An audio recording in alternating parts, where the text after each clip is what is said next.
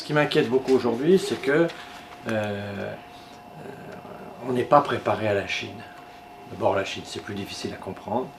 C'est une très vieille civilisation, extrêmement paradoxale, qui n'a pas eu de contact pratiquement avec notre civilisation. Notre civilisation, elle est mère de la civilisation africaine. On a été lié au monde arabe, on a été lié au monde africain, on a été lié au monde du Levant. Finalement, en dehors de quelques jésuites, on n'a jamais été en contact vraiment profond avec la civilisation chinoise. Nos deux présidents de la République récents n'étaient jamais allés en Chine avant d'être présidents. C'est-à-dire que c'est la deuxième puissance du monde, c'est même la première en parité de pouvoir d'achat sur le plan économique, et elle est très mal connue. Souvent elle fait peur, parce qu'aussi elle est mal connue. Et donc, je pense qu'il est grand temps que tous les jeunes aujourd'hui qui ont entre 15 et 25 ans se préparent à rencontrer la Chine dans leur vie et qu'ils doivent le faire pour défendre leurs propres idées, pour défendre leur identité, mais pour comprendre aussi l'identité de l'autre. C'est sûr que ceux qui peuvent, il faut qu'ils apprennent le chinois ou des langues asiatiques, il faut regarder l'Asie, il faut s'intéresser à la littérature asiatique, il faut s'intéresser à la culture asiatique, il faut s'intéresser à ce foyer de civilisation qui est en train de prendre une place de leader dans le monde. Et donc, de temps en temps, il faut savoir résister à cette culture, de temps en temps, il faut savoir en profiter. Donc, tout ça, ça demande du discernement, et donc ça demande un apprentissage, ça demande un effort, un travail de culture. Avec la Chine, il y a beaucoup de choses très intéressantes. Il y a aussi des risques et des compétitions pour nous qu'il faudra livrer. Parce que naturellement, la Chine défend les intérêts de la Chine. Et donc, nous, il faut qu'on comprenne qu'on a besoin de l'Europe pour défendre nos intérêts. Et donc, je crois que cette réflexion-là, elle impose aussi une sorte de réveil européen. Si on veut pouvoir résister à certaines pressions commerciales de la Chine, il faut que l'Europe se renforce et stoppe un peu ce qui ressemble à une déconstruction aujourd'hui. Il y a une vision sympathique de la France qui est une vision très culturelle. Il nous voit vraiment comme un peuple romantique. Malgré le coronavirus, on a reçu beaucoup de messages hier pour la Saint-Valentin. Pour les Chinois, souvent la Saint-Valentin, c'est une fête française. Les Chinois, aujourd'hui,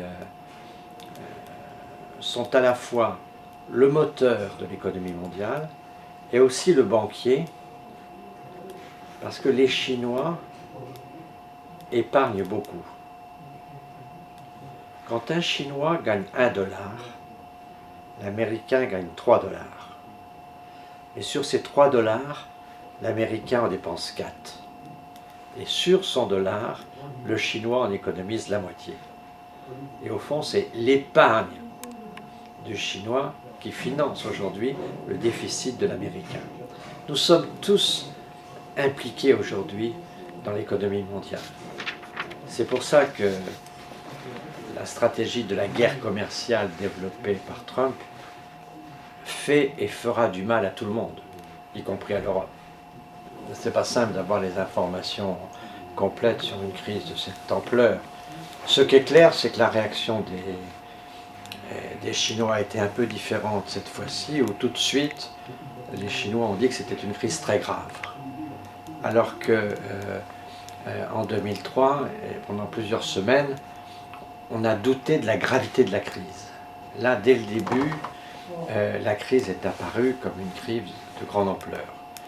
Et il continue à alerter sur la gravité de la crise et d'avoir des mesures extrêmement drastiques sur le cas de contingentement, vraiment où une personne par famille peut sortir par semaine pour aller acheter des provisions. Enfin, il y a des mesures assez strictes qui sont prises.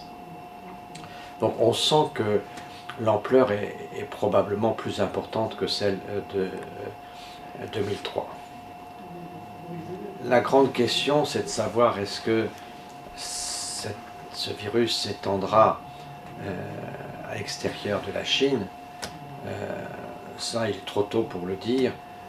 Mais pour le moment, les mesures qui sont prises en Chine sont tellement drastiques qu'on peut penser que les choses seront contenues et que la Chine fera tout pour maîtriser ce virus. Nous avons beaucoup de désaccords avec la Chine, notamment sur sa gestion autoritaire du pays. Mais en période de crise, c'est un atout. Ça c'est peut-être pas un handicap. En tout cas, c'est pas sur ce sujet-là qu'ils seront les plus fragiles, car le système très hiérarchique permet une mobilisation de type militaire. J'étais surpris de voir souvent le langage un peu guerrier pris dans cette mobilisation. C'est une organisation de nature militaire qui est mise en place. Donc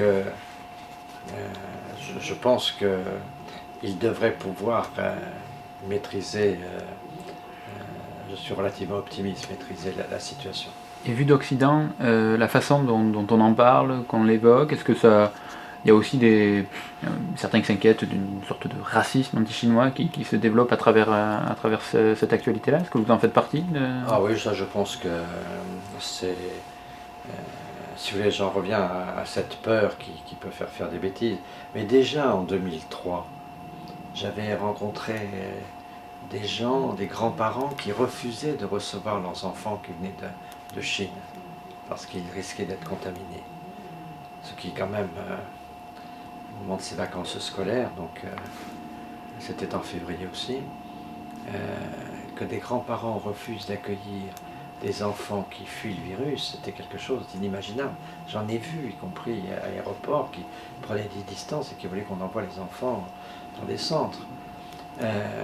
Et donc, il faut faire très attention parce que la panique peut créer des comportements qui sont parmi les plus mauvais de ceux de l'homme, et notamment le développement du racisme. Donc avec humour, à Paris hier, des jeunes Chinois se promenaient avec une pancarte « Je ne suis pas un virus ».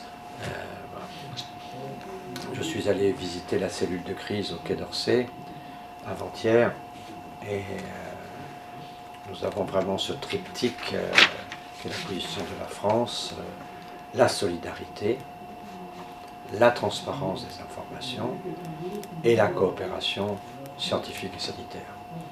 Et autour de ces trois sujets, on travaille, beaucoup de masques ont été envoyés, des équipements d'hôpitaux, enfin, beaucoup de choses sont faites.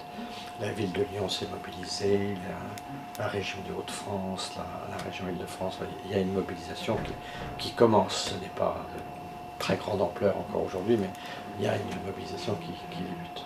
Oui, vous invitez en fait les Français à prendre conscience que les Chinois sont d'abord victimes de bien ce sûr virus. que les Chinois sont victimes et que, au fond, il faut bien se dire que dans ce monde moderne,